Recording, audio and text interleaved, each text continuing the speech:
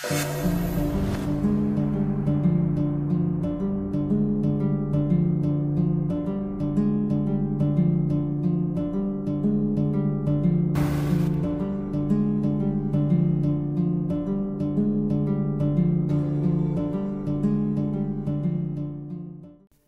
Emily Kenyon ay isang 37-year-old na babae na nakatira sa West Palm Beach, Florida. Kilalang mabait at maalaga at mahilig din siyang mag-alaga ng mga ahas. Siya ay nagtatrabaho bilang curator sa isang local reptile house kung saan siya ay nag-aalaga ng iba't ibang klase ng mga ahas. Mahilig din siya sa mga halaman at pag wala siyang ginagawa ay yun lamang ang kanyang iniintindi. Nag-aral siya ng biology sa University of South Florida. Doon niya nakilala si Marlon na naging boyfriend niya. At ilang buwan lamang matapos niyang makapag-graduate ng kanyang university ay agad din sila nagpakasal. Lumipat sila sa maaliwalas na bahay na may malaking bakuran. Si Emily ay malapit sa kanyang pamilya, lalo na sa nakababatang kapatid niya na lalaki na si Brian. Si Brian ay nagtatrabaho bilang teacher sa Orlando. Si Emily ay naging volunteer din ng local animal shelter at tumutulong din sa pag-organisa ng mga charity events. Siya ay miyembro din ng West Palm Beach Garden Club at madalas ay ibinabahagi niya ang kanyang mga gardening tips sa kanyang mga kaibigan at kapitbahay. Ngunit noong September 2003 ay nagbago ang buhay ni Emily. Nadiskubre niya na ang kanyang asawa ay sikretong nagpakasal sa ibang babae na nagngangalang Zara Pinnock. Sinabi niya ang pagtataksil ni Marlon sa malalapit na kaibigan niya at kasamahan sa trabaho na si Robert Banjovac. Nag-alala si Robert kay Emily at pinayuhan niya ito na mag-ingat. Nagdesisyon si Emily na kumprontahin si Marlon at determinado siyang malaman ang katotohanan para na din malaman niya kung ano mga susunod niyang gagawin. Sa kabila ng kanyang stress ay nagpatuloy si Emily sa kanyang araw-araw na routine sa trabaho. Sa mga oras na yon ay nalaman din ni Emily na siya ay buntis, kaya mas lalo siyang naguguluhan at mas lalong na-stress. Nagdesisyon siyang bisitahin ng kanyang kapatid na lalaki sa Orlando para pag-usapan ang kanyang sitwasyon at para makahingi na rin ng payo. Ngunit hindi nangyari yon dahil sa may masamang nangyari sa kanya. Umaga ng September 10, 2003, makulimlim ang panahon ng araw na yon at nagbabadyang malakas na ulan. Bandang 7:30 ng umaga, ang kapitbahay ni Emily na si Linda Ross ay naglalakad kasama ang kanyang aso. Napansin ni Linda na parang may kakaiba dahil kada umaga sa ganong oras ay nakikita niya si Emily na inaayos ang kanyang mga halaman. Kaya nakapagdesisyon si Linda na i-check si Emily. Habang papalapit siya sa bakuran ay nakita niya si Emily na nakadapa sa lupa malapit sa kanyang mga paboritong mga halaman. Kinabahan si Linda sa nakita. Tinawag muna niya ang pangalan ni Emily ngunit hindi ito sumasagot. Kaya agad niyang binuksan ang gate at lumapit sa tabi ni Emily. Nakita niya na puno ng dugo si Emily. Siya ay brutal na pinalo sa ulo ng golf club. Nagpanik na si Linda kaya agad niyang inilabas ang kanyang cellphone at nagdial ng 911 habang nanginginig pa ang kanyang mga kamay at boses habang kinakausap ang operator. Makalipas lamang ilang minuto ay dumating na ang mga emergency services. Kinumpirma ng mga paramedics na patay na si Emily. Ang lugar ay napuno ng mga police cars at mga mausisa ng mga kapitbahay. Agad na kumalat ang balita tungkol sa pagkamatay ni Emily, lalo na sa mga local media at sa Palm Beach Post. Sina Detective James Avery at Detective Avery Brooks ay namuno sa investigasyon. Naging crime scene ang bakuran ni Emily. Ang dating maganda at buhay na bakuran niya ay nagmistulang battlefield dahil sa nagkalat na dugo sa mga damo. Agad na napansin ng detective ang golf club malapit sa katawan ni Emily na puno ng dugo at nagpapakita na yun ang murder weapon.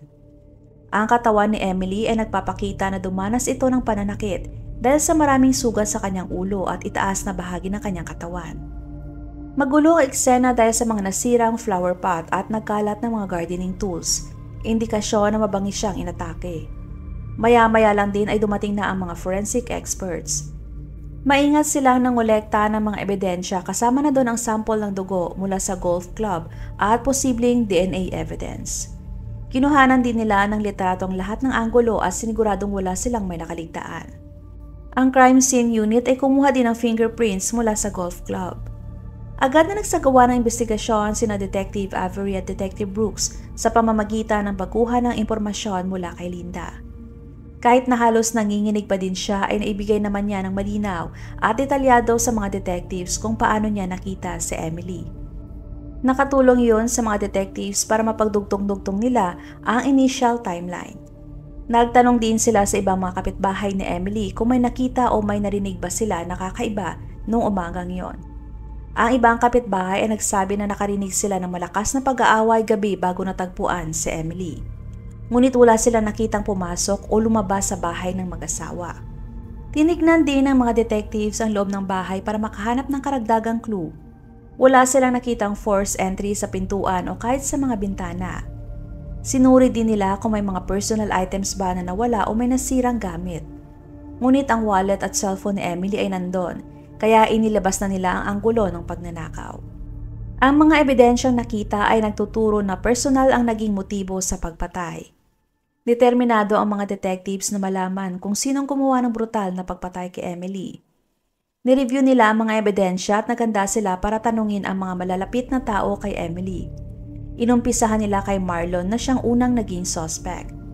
Sa edad na 35 ay makikitang mayroong perpektong buhay si Marlon. Siya ay isang matagumpay na financial advisor sa West Palm Beach at kilala sa kanyang karisma at maamong mukha. Ngunit may itinatagong madilim na lihim si Marlon. Hindi lang siya kinasal kay Emily kundi ikinasal din siya kay Zara sa Miami. Nalaman yun ni Emily ilang araw lang bago siya pinatay. Ang hindi pa alam ng dalawang babae na si Marlon ay may iba pang lihim na trabaho. Siya ay isang gay adult film star sa ilalim ng pangalan na Ash Scrubs.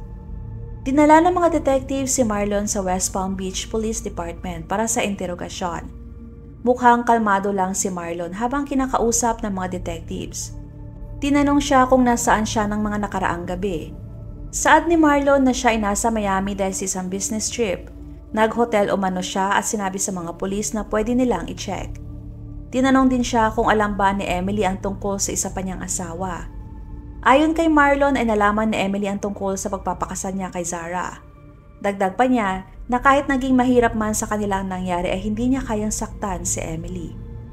Chinek ng mga detectives ang alibay ni Marlon. Ayon sa kanya, siya ay nag-check-in sa Hilton, Miami Downtown, isang kilalang hotel. At nakita sa record na nag-check-in nga siya sa nasabing hotel. Ngunit naghihinala pa din ang mga detectives sa timeline. Hinala nila na baka nag-drive pabalik sa West Palm Beach si Marlon pagkatapos nito mag-check-in at saka pinatay si Emily at bumalik ulit sa Miami. Sa kabila ng kanyang alibay at kalmadong mga galaw, ang pagkakaroon ng double life ni Marlon ay nagpapakita pa rin ng malakas na motibo. Base sa mga galaw ni Marlon ay makikitang inaral niya ng mabuti ang mga isasagot. Nagpatuloy lang ang mga pulis sa pagtatanong kung nasaan siya noong mga araw bago at pagkatapos ng pagpatay. Tinanong din siya tungkol sa relasyon niya kay Emily at ang sikretong buhay niya. Ngunit nanatiling pinanindigan ni Marlon na siya inosente, na mahal niya si Emily at hindi niya ito kayang saktan. Alam ng mga detectives na kailangan pa nila ng karagdagang ebidensya para mapatunayan na si Marlon nga ang pumatay. Pinauwi si Marlon matapos ng ilang oras ng pagtatanong ngunit nananatili sa ilalim ng surveillance. Determinado ang mga detectives na alamin pa ng mas malalim ang background ni Marlon at umaasa sila na may mahanap sila na makapag-link sa kanya sa krimen. In-interview nila ang mga katrabaho ni Marlon. Chinek din nila ang kanyang financial records at kinausap din nila ang pangalawang asawa niya na si Zara. Ang naging pangalawang suspect sa pagpatay kay Emily ay si Zara Pinnock. Siya ay 30-year-old at isang gynecologist sa Miami Clinic. Si Zara ay napaka-compassionate, masipag at iginagalang na doktor. Hindi alam ni Zara na siya ay parte din ng double life ni Marlon. Kinontak siya ng mga detectives noong September 12, 2003. Nagulat siya nung nalaman ng pagkamatay ni Emily at ang panlilinlang sa kanya ni Marlon. Wala siyang kaalam-alam na kasal pala si Marlon sa ibang babae. Ang cooperation ni Zara at genuine reaction ay malinaw na siya din ay biktima ni Marlon. Ibinigay niya ang lahat ng detalye na naalala niya, lalo na ang tungkol sa ikinikilos ni Marlon sa makalipas na ilang linggo. Sa kabila ng kanyang pagkabigla at kalungkutan ay nanatiling matatag si Zara. Kahit si Zara ay sinasabi na napakamaalaga at gentle ni Marlon, kaya hindi pa rin siya makapaniwala na maaari niyang magawa yun kay Emily. Nireview ng mga detectives ang statement ni Zara at napatunayan nila na nasa trabaho siya nung gabi na pinatay si Emily. Buong puso na nag-cooperate si Zara sa isinagawang investigasyon at determinado din siya na bigyan ng hustisya ang pagkamatay ni Emily. Dahil doon ay natuon ulit ang atensyon ng mga detectives kay Marlon. Alam nila na malapit na nilang malaman ang katotohanan, ngunit kailangan pa nila ng mas maraming ebidensya para mapalakas ang kaso. Noong September 15, 2003, 5 araw matapos ang pagpatay kay Emily, ay may lumitaw na bagong ebidensya. Bandang alas 9 ng umaga nakatanggap si Detective James ng tawag mula sa may-ari ng isang local pawn shop na si Henry Gunabio. Ayon kay Henry ay may nagtangkang magbenta sa kanya ng isang bracelet na may naka-engrave na pangalan ni Emily. Agad na pinuntahan ng mga detectives ang nasabing pawn shop. Inabot ni Henry ang bracelet at sinabi na may isang lalaki ang sumubok na ibenta ang nasabing bracelet. Noong tinignan nila ay agad nila nakilala na yun nga ang madalas na isinusuot ni Emily base na din sa kanyang mga pictures. Inilarawan ni Henry ang itsura ng lalaking nagbenta at nagmatch yun sa malapit na kaibigan ni Emily at katrabaho na si Robert. Dinala ng mga detectives ang bracelet pabalik sa police station. Kinumpirma ng forensic expert na ang bracelet ay pagmamay-ari ni Emily. Kinahaponan ay nireview ng mga detectives ang surveillance footage mula sa mga kalapit na business din sa palibot ng pawn shop. Malinaw nilang nakita si Robert na pumasok sa pawn shop na nakasuot ng baseball cap at sunglasses. Nagdesisyon ng mga detectives na dalhin sa station si Robert para matanong. Umaasa sila na may makukuha silang impormasyon o pag-amin kay Robert kung siya nga bang pumatay kay Emily. Naging pangatlong suspect si Robert. Si Robert ay 49-year-old at malapit na kaibigan at katrabaho ni Emily. Kilala din siya na mahilig sa mga reptiles at mahal niya si Emily. Siya ay may history ng mental instability at paminsan-minsang marahas na pag-uugali paggalit. September 16, 2003, pinuntahan ng mga detectives ang bahay ni Robert. Pagkapasok ng mga pulis ay nahalata kaagad nila na ito ay kinakabahan at balisa. Naging malapit na magkaibigan sina Robert at Emily dahil pareho silang mahilig sa ahas. Naglalaan sila dati ng maraming oras na magkasama sa mga reptile events. Inamin ni Robert sa mga detectives na alam niya ang tungkol sa problema ni Emily kay Marlon. Habang tumatagal ang kanilang pag-uusap ay mas lalong naging balisa si Robert. Makikitang galit na galit siya kay Marlon dahil sa ginawa nito sa kanyang kaibigan. At sinabi niya na hindi niya kayang saktan si Emily kung yan ang iniisip sa kanya ng mga detectives. Ngunit mahina ang alibay ni Robert. Sinabi niya na nasa bahay lang siya at mag-isa habang iniintindi niya ang kanyang alagang ahas. Ngunit walang witness na makapagpapatunay na nandun siya sa kanyang bahay. Hinalungkat din ng mga detectives sa medical history ni Robert. Nalaman nila na dati nagpapagamot siya ng kanyang depression at anger issues. Ang mga nakaraan ni Robert at ang natuklasan na may itinatago pala siyang pagmamahal kay Emily ay ang siyang lalong nagpalakas ng hinala sa mga detectives. Ngunit kinakailangan pa ng mga detectives ng konkretong ebidensya para matukoy ang kanyang involvement sa pagpatay kay Emily. Nagpatuloy sila sa pag-monitor kay Robert habang nagtitipon ng mga karagdagang clues na maaring magsangkot sa kanya sa kaso.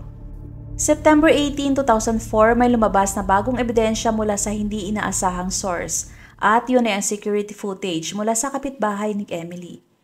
Ang kamera na yon ay in-install para mag-monitor ng mga bakura ng mga kapitbahay. Nakuhanan sa kamera ang bakuran ni Emily. Noong gabi ng pagpatay ay nakita sa footage si Marlon na pumasok sa bakuran na may dalang golf club. Maya-maya lamang ay nakita siyang umalis na may mga dugo sa kanyang damit. Sa footage ay malinaw na nandoon si Marlon sa crime scene at dala ang murder weapon. Inihanda ng mga detectives ang lahat para sa pag-aresto kay Marlon. Bandang alas 3 ng hapon ng kaparehong araw, dumating sa opisina ni Marlon ang mga detectives. Sa mga oras na yun ay nasa meeting si Marlon habang tinatalakay ang financial plan sa kanyang kliyente. Nag-antay ang mga detectives sa lobby habang inaobserbahan si Marlon sa pamamagitan ng glass walls. Nakikita na lang napaka-confident pa din gumalaw ni Marlon at wala siyang kaalam-alam sa maaring kakaharapin. Noong pumasok na ang mga detectives sa kanyang opisina at inanunsyo ang pag-aresto sa kanya, ay biglang nag-iba ang kanyang naging reaksyon. Nagulat siya at nagalit. Nagprotesta din siya at malakas ang kanyang boses habang nagsasalita. Tinanggal pa niya ang kanyang mga damit at nagpupumilit na siya ay inosente. Agad siyang pinusasa ng mga detectives at dinala siya sa West Palm Beach Police Department. Sa panahon ng interogasyon ay patuloy pa din si Marlon sa pagtanggi sa anumang pagkakasangkot sa pagpatay kay Emily. Gayunpaman ang mga ebidensya laban sa kanya ay napakalinaw. Mula sa fingerprints at ngayon naman ay nakita ang security footage. Nagsimula ang trial ni Marlon noong December 1, 2004. Ang courthouse sa West Palm Beach ay napuno ng mga reporters mula sa local news stations, pamilya ni Emily, mga kaibigan at iba pang mga tao na interesado sa kaso. Ang prosecution ay pinangungunahan ni Carla Matthews.